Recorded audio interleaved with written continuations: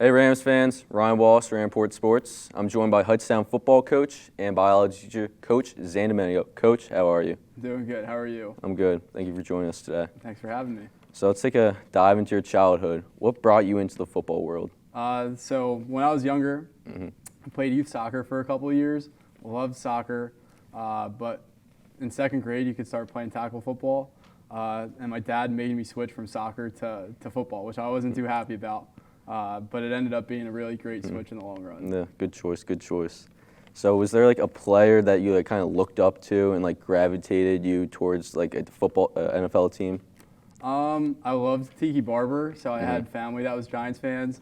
When I was growing up, Tiki Barber was kind of the man on the Giants. So it was a cool transition from him to Eli and Michael Strahan and those teams that won the Super Bowls. So what high school did you play at for football? I played at Steiner. Oof, they kind of beat us this year. They did. So you went to the playoffs, right? Yeah, we my sophomore, junior, and senior season, we made it to the playoffs. What positions did you play? So I was a running back. I played fullback, slot receiver, backup quarterback if our quarterback got hurt. Defensively, I played a little bit of safety and linebacker too. Geez, so you're like a Taysom Hill of Steiner. Kind of a little Swiss Army knife, you know? Yeah. So after going on a successful run in your senior year and making it to the state championship game, how did it feel after losing and knowing it was your last game of your high school career? It was definitely the hardest loss that I've ever had. A lot of my teammates and I started playing Pop Warner together when we were 7, 8, 9 years old. So at that point, I had played with some of those guys 9, 10, 11 years. High school football is different than college. College was fun, but you don't have those relationships with the guys like you do in Pop Warner and in high school.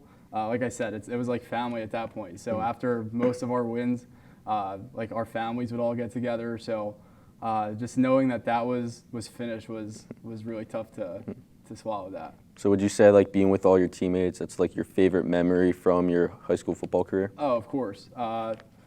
The relationships are better than anything else. You know, we still talk about games outside of the playoffs. You know, we had Thanksgiving Day games that were fun. We played in the snow. We ended up losing that game, but snow football is always something you dream of when you're playing as a kid. And now just like those guys are my best friends. So the relationships are better than what you do on the field. Yeah, that's great. So where did your passion for the game come from? You know, honestly, I don't know. My dad was not really into football that much, even though he got me into it. I don't know. I just fell in love with it. Like I said, I made friends almost instantly when I played. And they were not guys that I went to elementary school with. They were from other elementary schools in town. But you just made a connection, and it's just so much different than every other sport, you know. As someone who is now finished playing, I could go play in a softball league. I could go find a basketball league to play. You could find hockey even. Football is one of a kind. You can't go find another league once you're finished playing and throw pads on and hit someone as someone who's an adult and 25, 30 years old, you know. It's very unique, and I don't know. It's just something that I fell in love with right away. So was there like a coach that kind of pushed you towards like the coaching side of football? I don't know if I would say that any coach pushed me towards it. I knew I was never going to be good enough to play in the NFL, and like I said, the passion for football is something where, you know, come August and September, I won't move from the couch on a Saturday or Sunday. Like I'll stay and watch college football, NFL. I just love it so much. So I just knew I wanted it to be a part of my life when I was done playing. So I always had it in the back of my head that I was going to coach. But I have had some coaches that have kind of helped me along the way that I've kept in touch with since. But I wouldn't say that there's been one who was like, hey, like, you know, you should look into this when you're done. So how do you implement like the lessons you learned as a player and kind of program into your players' heads? So there's two big lessons that I learned. The first one's if you're not early or late. Preparation is something that you need to keep in mind when you're playing football, especially off season, right? Like people don't really understand the work that goes into it. And as someone who's a leader, especially being a coach now, you are looked at to kind of set the tone and be there early so that you're not running up late and trying to throw your cleats on. And you just have to be prepared in that sense. And the other one is hard work beats talent when talent doesn't work hard. That's something that we always did. That's why we became successful at Steiner. It was never really a program that had any success in the playoffs. We had never won a playoff game until my senior year. Wow. There were always going to be guys that are going to be more talented than you. But if they're not going to put the work in, then you can beat them if you're going to live in the weight room and do things the right way. So I think I try to preach that to the guys on the team. Yeah, you just got to be willing to work. If you want to be good at anything, you got to dedicate time to it. Agreed. So let's take a look back to last season. Reflect on the past season here at Hightstown. What are your biggest takeaways from it? That there is work still to do. So we had high expectations going into last season, and it didn't go exactly how we were planning. So we need to work kind of as a team more. I think that kind of when things started going off the rails and not how we were planning, that we kind of lost that cohesion as a team. Again, that's what's going to make you successful. There's 11 guys on the field, right? It's the most of any sport. It's not just one guy who's going to stand out. We need to learn to be as a unit, not point fingers at each other, and kind of move on to the next play if mistakes are made and pick each other up. Is there anything that you would want to take from this season and bring it into next season? I don't know. This season wasn't the best, as you know, and first time not making playoffs here in a while, and just kind of take this as a lesson because we did have talent. We had a lot of talent on the team last year. And again, just kind of use that as an example that talent isn't always going to be what makes you successful. So I know from personal experience, you're a very social coach. You're always out here talking to the players, like getting to know them. How do you think that's helped build like great relationships with your coaches? With your players.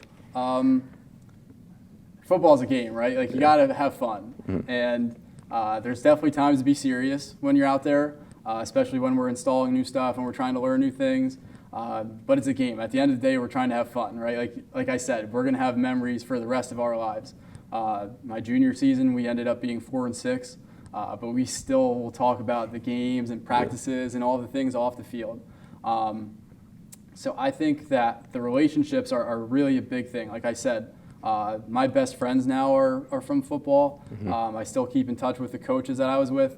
It's supposed to be a fun environment. It's supposed to be something that you enjoy.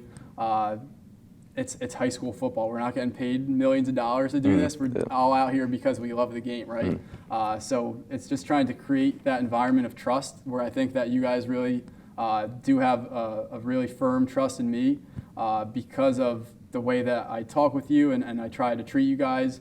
And it's just something that you need to have. Again, if you're going to be successful, you can't have a team that's full of hate and the guys don't enjoy being around each other, right? Like you want to come out to practice every day if you enjoy being around your friends and the coaches. And I knew I always enjoyed that, so that's kind of what I try to bring around here. So do you think that's like led to your success when you were coaching freshman JV? I think it's definitely part of it. You have to know a little bit about football too if you're going to be successful. But I think, again, that I've created where you guys and the team will believe in what I am doing. And I think that I will do things by example too for you guys, which you appreciate. And yeah, I think just, again, like having that kind of family mentality is something that's really important. So let's turn the tables to this upcoming season. What are your goals for this season? Personally, I don't have any goals as far as like what to do as a coach. But for the team, I really love to see us get back to the playoffs. I think, again, we lost some talent this season, but we've got now 2 classes in the seniors and the juniors that were undefeated as freshmen. The JV team has been really successful for the past couple of years. There's talent, and we know that we can accomplish great things, and there's a lot of wins to be had. It's just time to get back to that as being a unit, and I would love to see us get back in the playoffs and maybe win a playoff game would be something that's really cool. I agree, Coach. So next year, this upcoming season, you will be taking on a new role in the Rams offense.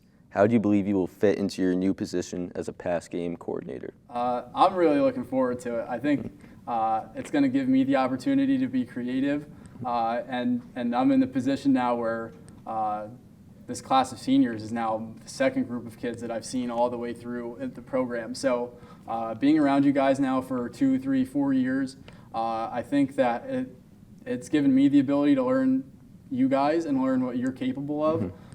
So pass game coordinator now, it's going to allow me to draw up stuff that I think is going to put you guys in a position to be successful this year. So that's what I'm looking forward to. It seems like so far what you guys are doing off the field and 7-on-7s on Sundays seems to be working pretty good, but we all know that running around in shorts and then putting pads on is a different story. So I'm looking forward to August when we get pads on and seeing if it's successful then too. So have you taken any actions to prepare yourself for this season in your new role? So I'm constantly talking to the other coaches. We've got access to film from college games over the past 3 seasons, which I need to dive deeper into. And I'm lucky that one of my best friends was a quarterback at a Division I school, and I was on FaceTime with him as soon as I found out that I was going to be doing this and trying to get information from his playbook. And I kind of know what kind of concepts I want, so I kind of asked him to give me more of that stuff. And just constantly talking, watching highlights, and you're just always trying to learn in this game, right? It's always adapting. When I was growing up, it was Power Eye football, and we played wing T stuff and Pop Warner, and now it's all spread heavy, and the game's evolving, so it's trying to keep up with what the new trends are and seeing those sorts of things. And like I said before, I'm a football junkie, so I can't get enough of it. So just trying to watch all that stuff and just trying to figure out new stuff that's going to help us be successful. Well, Coach, thank you for your time. And I'm Ryan Walsh for Airport Sports, signing out.